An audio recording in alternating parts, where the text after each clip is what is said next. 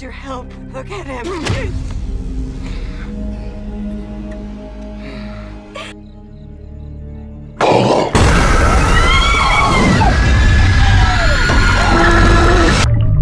Welcome back दोस्तों। आज हम सालों पहले आए फिल्म नाइट स्विम देखने जा रहे हैं। तो चलिए शुरू करते हैं। एक लड़की अपने घर के पूल में अपने भाई की खोई हुई नाव देखती है। वह अपने बिस्तर पर लेट गई और अपने बीमार भाई से कहा कि वह उसके लिए नाव लाएगी। उसका भाई कुछ नहीं बोला क्योंकि वह बहुत बीमार था। लड़की पूल में गई और पानी में कूद गई। अचानक एक अजीब ताकत ने उसे पानी की गहराई में खींच लिया। लड़की मर सकती थी। फिर उसने अपनी मां को पूल के बाहर देखा। जब वह बाहर आई तो बाहर कोई नहीं था, यहां तक कि उसकी मां भी नहीं। अचानक एक अजीब ताकत ने उसे फिर से पानी में खींच लिया और लड़की फिर कभी नहीं दिखी। फिर यहां सीन बदलता है और आज के समय में बदल जाता है और हम रे के परिवार को देखते हैं। वो रहने के लिए स्विमिंग पूल वाला घर ढूंढ रहे थे जहां रे का इलाज हो सके। एक एक्सीडेंट की वजह से रे का नर्वस सिस्टम खराब हो गया था और अब वह बीमारी की वजह से चलने फिरने, ठीक से दिखने जैसे काम भी नहीं कर पा रहा था। उसे टीम से निकाल दिया गया। वो रहने के लिए वही घर चुनते हैं जो हमने फिल्म की शुरुआत में देखा था। घर में शिफ्ट होने के बाद वे सबसे पहले पूल की सफाई के बारे में सोचते हैं।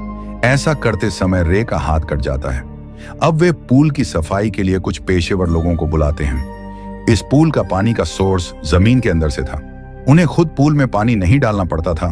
जमीन के नीचे का पानी आसानी से इस पूल में आ जाता था। वे कहते हैं कि यह पानी आपके लिए बहुत अच्छा साबित हो सकता है। खैर, हम देखते हैं कि पूल फिर से तैयार है। यह परिवार बहुत खुश था। वे पूल में कूद पड़े। सभी लोग खूब मस्ती कर रहे थे। वे अपना कुछ काम करते हैं और रात को रे की पत्नी फिर से पूल में तैरने जाती है। वह भी देखती है कि रे पूल के बाहर तैरते हुए खड़ा है, लेकिन जब वह बाहर आती है तो वहां कोई नहीं होता। रे की पत्नी इन सब चीजों से डर जाती है और घर के अंदर चली जाती है। अब यहाँ हमें उनकी बिल्ली को बैठे हुए दिखाया गया है। उसे पूल के बीच में वही नाव दिखाई देती है जो कहानी की शुरुआत में दिखाया गया था। और अगले दिन उन सभी को अपनी बिल्ली का कॉलर इस पानी में मिला। उनकी बिल्ली अब गायब थी। रे का बेटा इस बात से बहुत दुखी था। उसकी मां कहती है, उदास मत हो, हम इस पूल पर ढक्कन लगा देंगे ताकि ऐसा फिर कभी ना हो। रे ने देखा कि कल स्विमिंग पूल में लगी बड़ी चोट में कोई दर्द नहीं है। उसने पट्टी खोली और देखा कि इतना बड़ा कट पूरी तरह से ठीक हो गया था, जैसे कि कभी कोई चोट लगी ही ना हो। रे को लगता है कि यह सब पूल में मौजूद पानी की वजह से हुआ है, इसीलिए वह जितना हो सके उतना समय पूल में बिताता है। दूसरी तरफ रे की पत्नी को पूल से जुड़े बुरे सपने आने लगते हैं। अगले दिन रे डेली जांच के लिए डॉक्टर के पास जाता है। डॉक्टर कहता है रे बहुत तेजी से ठीक हो रहा है।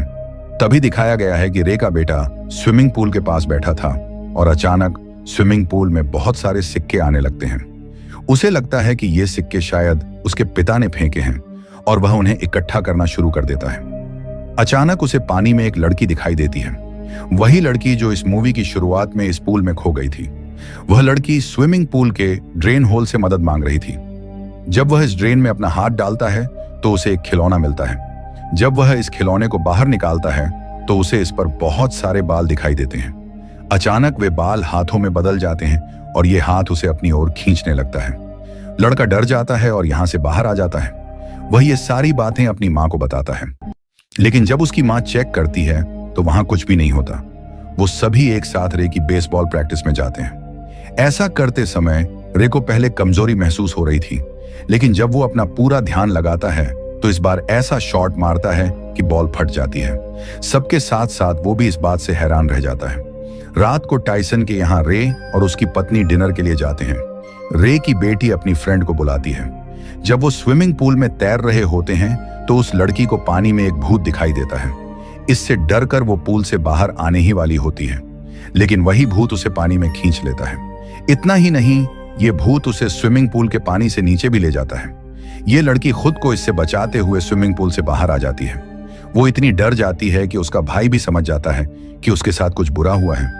वो लड़का अपनी बहन से कहता है, मुझे पता है कि इस पूल में कुछ गड़बड़ है और हमें माँ और पापा को इसके बारे में बताना चाहिए। लेकिन वो लड़की कहती है, नहीं, तुम ऐसा नहीं करोगे, क्योंकि यही वो पूल है जो हमारे पापा को ठीक कर रहा है बहुत जल्दी, और हमारी माँ भी खुश है। उन दोनों का मानना है कि ये पूल भूतिया है, लेकिन वो अपनी माँ और पापा को इस बारे में नहीं बताते। अगले दिन वो पूल पार्टी का प्रोग्राम करते हैं और वो एजेंट आता है जिससे रे ने ये घर खरीदा था। रे की पत्नी उससे पूछती है, मैंने सुना है कि पूल 15 साल से बंद था। ये कैसे पॉसिबल है कि इतने सालों से यहाँ रहने वाले लोग इस पूल का यूएस न करें? एजेंट कहता है, कई साल पहले यहाँ एक लड़की डूब गई थी जिसके बारे में लोग बकवास करने लगे थे। लोग इस पूल से डरने लगे और फिर कोई भी इस पूल को नहीं चलाता था। रे की पत्नी कहती है, क्या उस लड़की का नाम रेबेका था? एजेंट हैरान था कि आपको इस बारे में कैसे पता? यह नाम दरअसल पूल ने रे की पत्नी को बताया था। पूल पार्टी के दौरान हर कोई एंजॉय कर रहा था, जबकि रे का बेटा कैमरे से इस पूल पार्टी में चल रही हर चीज को देख रहा था, क्योंकि वह नहीं चाहता था कि यहाँ कुछ भी बुरा हो। रे जो इस समय एक बच्चे के साथ पानी में है, अचानक उसे पूल में एक काली परछाई दिखाई देती है जो 1 सेकंड में उसके अंदर चली गई और उस पर कब्जा कर लिया, क्योंकि वह उस काली परछाई के कंट्रोल में आ गया। रे उस बच्चे के साथ पानी में चला जाता है। रे का बेटा जो अपने कमरे में खड़ा है यह सब देख लेता है और नीचे आकर अपनी मां को बताता है। वो रे के हाथ में बच्चे को बचा लेते हैं, लेकिन जिस बच्चे के साथ रे पानी में गया था वह उसके कोच का बेटा था। कोच बहुत गुस्से में था। वह रे के खिलाफ शिकायत दर्ज कर सकता था, लेकिन रे की पत्नी उसे बताती है कि रे की बीमारी की वजह से ऐसा हुआ होगा। रे की हालत भी बहुत अजीब हो गई थी। वह अजीब हरकतें भी कर रहा था, इसलिए उसकी पत्नी उसे कमरे में बंद कर देती है और खुद उस लड़की के बारे में खोजबीन करने लगती है जो सालों पहले इस पूल में डूब गई थी। ऐसा करते हुए उसे पता चलता है कि इस पूल में सदियों से लोग गायब होते रहे हैं। ये जानकर वह खुद डर गई।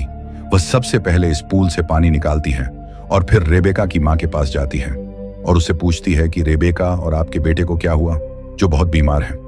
आज वह पूरी तरह से ठीक कैसे है और वह शहर में इतना बड़ा आदमी कैसे बन गया? सबसे पहले ये महिला कहती है, आप जो भी कह रहे हैं वह सब झूठ है। मेरी कोई बेटी नहीं थी। लेकिन रे की पत्नी के दबाव में आकर वह एक विष कुएं की कहानी सुनाना शुरू कर देती है।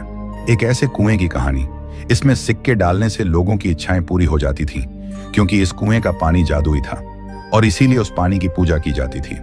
लेकिन कहानी में एक मोड़ है। जब भी कोई अपनी इच्छा पूरी करने के लिए इस पानी को जगाता था तो यह पानी कीमत मांगता था। रेबेका की कहानी थी कि उसका भाई बीमार था, जिसे हमने कहानी की शुरुआत में देखा था। उसकी मां उसे ठीक करना चाहती थी, इसीलिए उसने इस पानी से एक इच्छा मांगी और उसने इस इच्छा को पूरा करने की कीमत अपनी बेटी को पानी में देकर चुकाई। आसान शब्दों में उसने अपने बेटे को ठीक करने के लिए अपनी बेटी की बलि दे दी। रे की पत्नी ने देखा कि यह महिला काले आंसुओं के साथ रो रही थी। कुछ उस पर हावी हो रहा था और यहाँ का पानी भी अजीब हरकतें कर रहा था।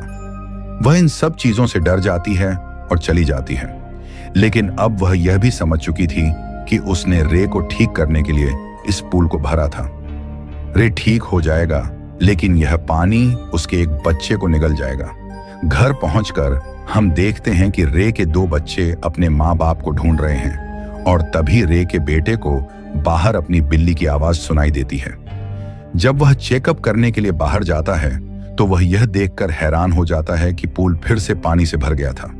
यह उसे परेशान करता है, क्योंकि वह जानता था कि उसकी मां ने इस पूल को खाली कर दिया है। वह पूल की जांच करने के लिए आगे बढ़ता है और फिर वह अपनी बिल्ली को पूल में एक ट्यूब पर बैठा हुआ देखता है। जब वो बिल्ली को बचाने के लिए अंदर जाता है तो कोई चीज उसे पूल के अंदर खींच लेती है और पूल का ढक्कन बंद होने लगता है। रे की बेटी, जो ये सब देख रही थी, अपने भाई को बचाने के लिए बाहर जाती है और इसी बीच रे की पत्नी भी यहाँ आ जाती है। वो दोनों फिर से पूल का ढक्कन खोलने की कोशिश करने लगते हैं और रे की पत्नी अपनी बेटी से कहती है कि वो जाकर रे को मदद के लिए बुलाए, लेकिन अंदर रे पर किसी बुरी शक्ति का साया था। उसने उसे अपने कब्जे में कर लिया था और इसीलिए रे अपनी बेटी पर भी हमला कर देता है। यहाँ रे की पत्नी अपने मुंह में पाइप डालती है और पूल में कूद जाती है ताकि वह अपने बेटे को बचा सके और इस पाइप से सांस ले सके। जब वह इस पूल से नीचे जाती है तो उसका सामना गहरे पानी से होता है। वह अपने बेटे को यहाँ पाती है, लेकिन उसे बहुत सारे भूत भी दिखाई देते हैं। वे सभी उसे डरा रहे थे। वह उनसे बचने की कोशिश करती है, लेकिन उसे बाहर निकलने का रास्ता नहीं मिल पाता और यहाँ रेबेका की आत्मा उसकी मदद करती है। वह पानी में एक सिक्का गिराती है। रे की पत्नी अपने बेटे को पूल से बाहर निकालती है और सिक्के के रास्ते में जाती है, लेकिन अब उसका बेटा सांस नहीं ले रहा था। वह उसे बचाने की कोशिश कर रही थी और तभी भूत प्रेत से परेशान रे यहाँ आता है और वह उससे कहता है कि तुम अपने बेटे को नहीं बचा पाओगी। ये कहते हुए वह अपनी पत्नी की गर्दन भी पकड़ता है और उसे हवा में उठा लेता है। अपनी पत्नी को मारने से पहले उसकी बेटी पीछे से उसके सिर पर बेसबॉल बैट मारती है। उसकी बेटी उसे होश में आने के लिए कहती है और तभी रे को अपने परिवार के साथ बिताए अच्छे पल याद आते हैं। उसे उल्टी आती है और उसके अंदर की बुरी आत्मा बाहर आ जाती है और रे से निकली बुरी आत्मा ने पानी को काला कर दिया था। रे को अब समझ आ गया था कि किसी को पानी में उतरना होगा और बलिदान देना होगा। वह अपने परिवार को बचाने के लिए इस पानी में गिर जाता है और इस पानी ने उसे बलि के रूप में स्वीकार कर लिया था और उसके बेटे को एक नया जीवन दे दिया था। फिल्म के आखिरी सीन में दिखाया गया है कि रे का परिवार उसे बहुत मिस कर रहा था।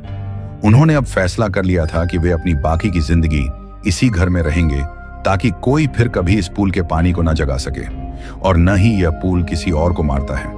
इसी के साथ यह फिल्म यहीं पर खत्म हो जाती है। अगर आपको यह वीडियो अच्छी लगी हो तो चैनल को सब्सक्राइब और वीडियो को लाइक जरूर कर दें और मैं आपको मिलता हूं ऐसी ही एक और वीडियो के साथ। Till then good bye.